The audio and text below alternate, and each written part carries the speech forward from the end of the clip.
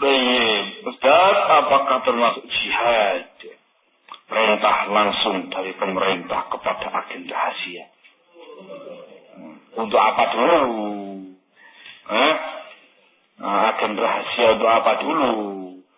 Yang dibahas sekarang atau yang dibahas tadi itu pada maqam ma'rakatul jihad. Ada front jihad antara muslimin dengan kaum kufar. Ketika fulan ditunjuk sebagai paku pasukan khusus pemerintah. Kamu tugas khusus gini. Maka itu bukan lagi fardu kifayah, fardu ain atas orang-orang tadi untuk berangkat. Tapi front jihad ini, front jihad. Tapi kalau kemudian ditunjuk sebagai rahasia, kamu mata-matai itu dakwah satu itu, yang di Jogja itu, jangan begitu. Bukan perkara yang syar'i, itu bukan namanya jihad ya akhi. Yang dibahas dalam front jihad, dalam front ma'rakatul jihad. Cara itu. Bagaimana bila kiai yang diizinkan tersebut adalah ahli bid'ah? Apakah kita tetap taat untuk tidak berdakwah? Kalau di tempat itu hanya ada kamu dan ahli bid'ah satu, barakallahu itu, kamu tampil. Kenapa? Dikarenakan ahli bid'ah itu la yaqumu bil wajib. Ahli bid'ah tidak melaksanakan kewajiban dakwah. Artinya wujud keadaan nih, karena dia merusak.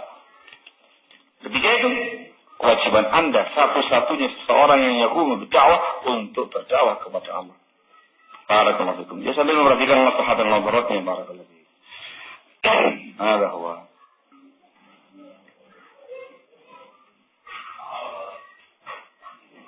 Apakah disyariatkan minta izin kepada mertua jika safar untuk perkara yang mubah?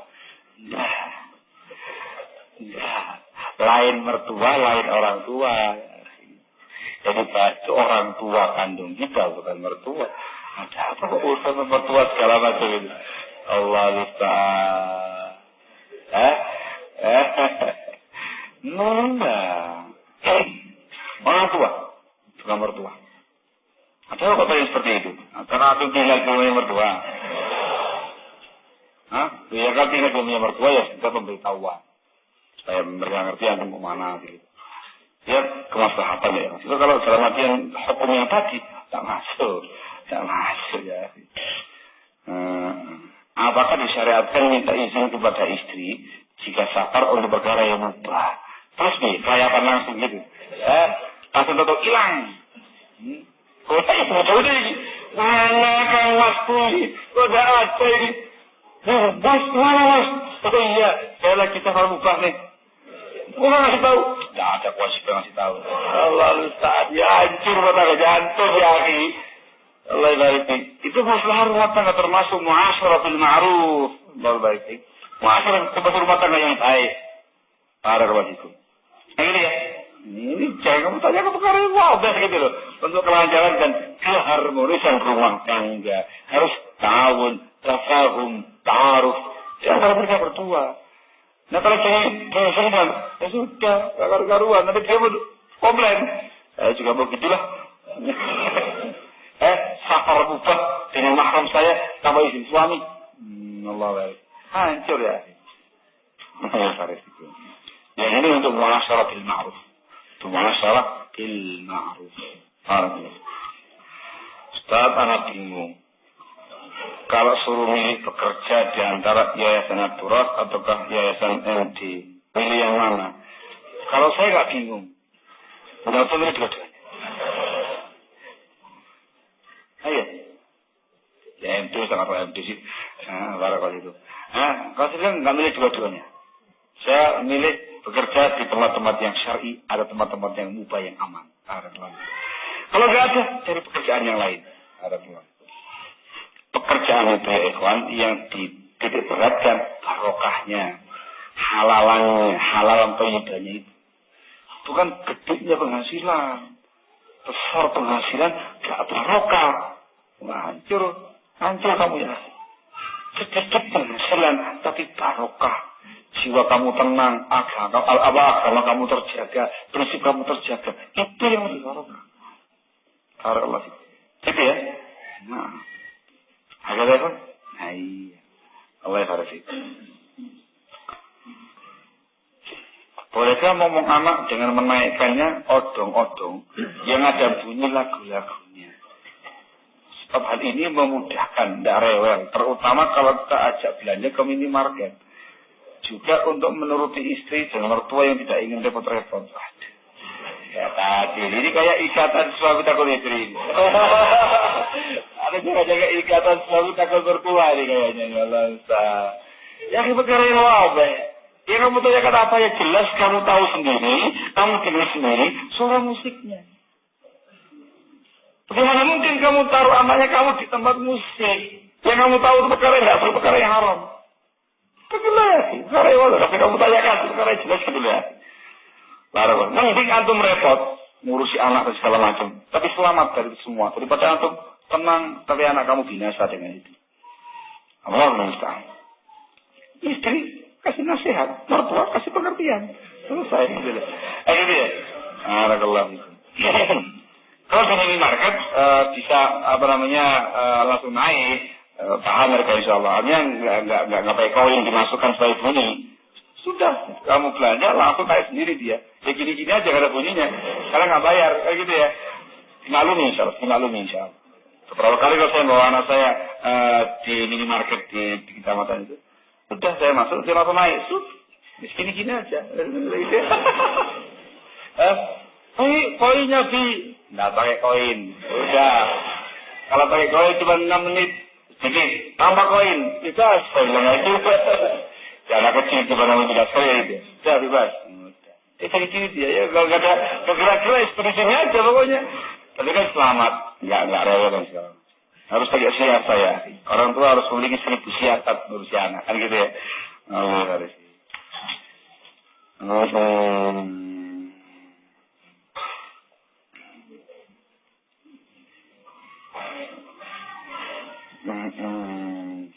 umum ini. Harus jelaskan dulu mana yang gimana. Patut salah jawab nanti. Jika pemerintah jelas-jelas melarang sesuatu perkara mubah, sedangkan ada oknum dalam instansi tersebut membolehkan hal tersebut dengan diam-diam atau sembunyi-sembunyi, manakah yang kita ikuti, pemerintah atau oknum tersebut? Setelah berubah dengan pertanyaan ini, pemerintah ya. Nah gitu ya. Tapi tidak tahu ini apa yang kasusnya ini. Jelaskan dulu apa maknanya. Kalau nanti bahaya. Jangan khawatir nanti ditarik-tarik kepada perkara yang ngasih. Jadi jelaskan maksudnya kayak apa. Gitu ya. Barakallahu fikum. Terakhir. Tapi saya rubah redaksinya. Tahu kan? Misal Salafiyin atau Ahlussunnah wal Jamaah di sebuah tempat, taklimnya dikoordinasi oleh sebuah pihak. Nah gitu ya. Bagaimana kalau ada pihak lain mengadakan kajian atau yang semisalnya tanpa izin pihak tersebut yang biasa mengkoordinasi kajian itu?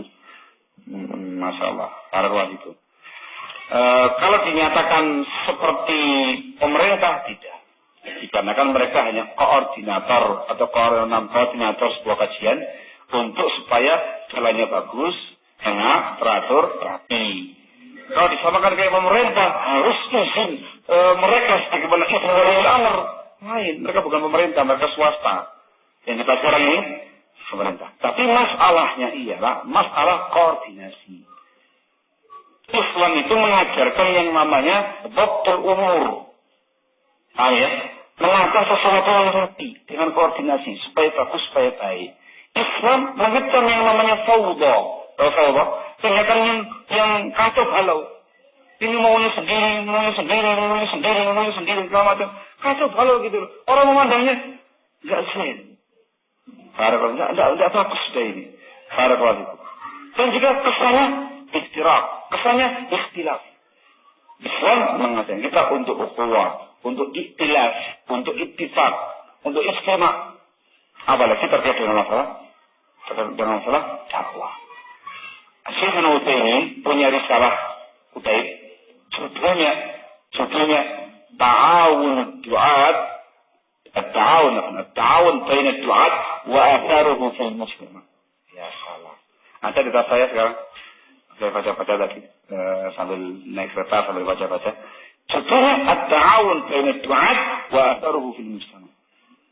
Ta'awun di kalangan para dai dan pengaruhnya sangat besar di tengah-tengah masyarakat dalam dakwah. Perkara ta'awun ya, perkara ta'awun.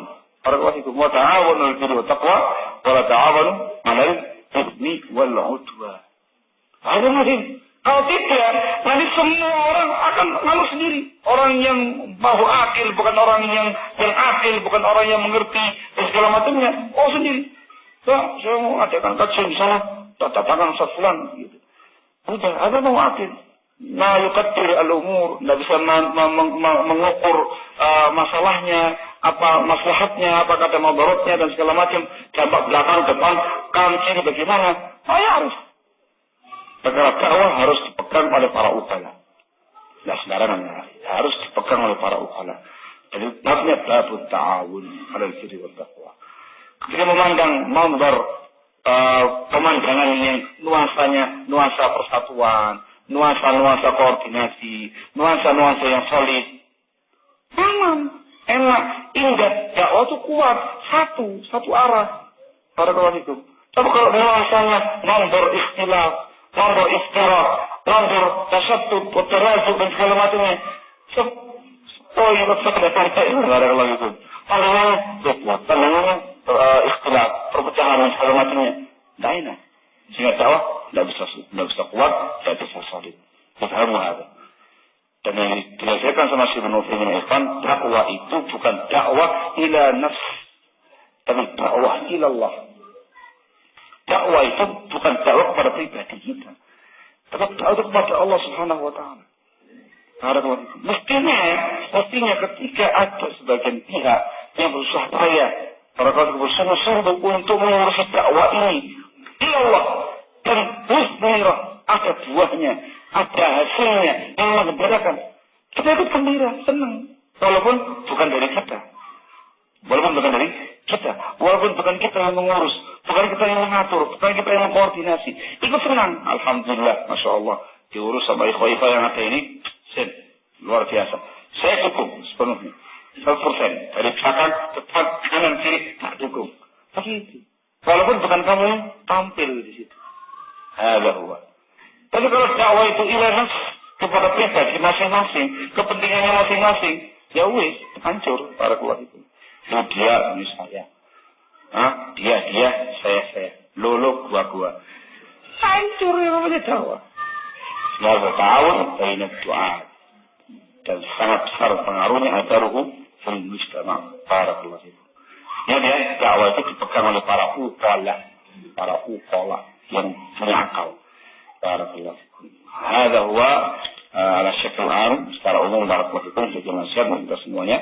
Mudah-mudahan langkah dan dakwah Ahlussunnah wal Jamaah di semua tempat jalan dengan bagus, dengan penuh ta'awun, dengan penuh tafahum, bainahum Allah Ta'ala bisawab. Kurang lebihnya saya mohon maaf yang sebesar-besarnya. Wa da'wana alhamdulillahi rabbil alamin. Subhanaka wa bihamdik asyhadu an la ilaha illa anta astaghfiruka wa atubu ilaik. Fadlu hafizakumullah.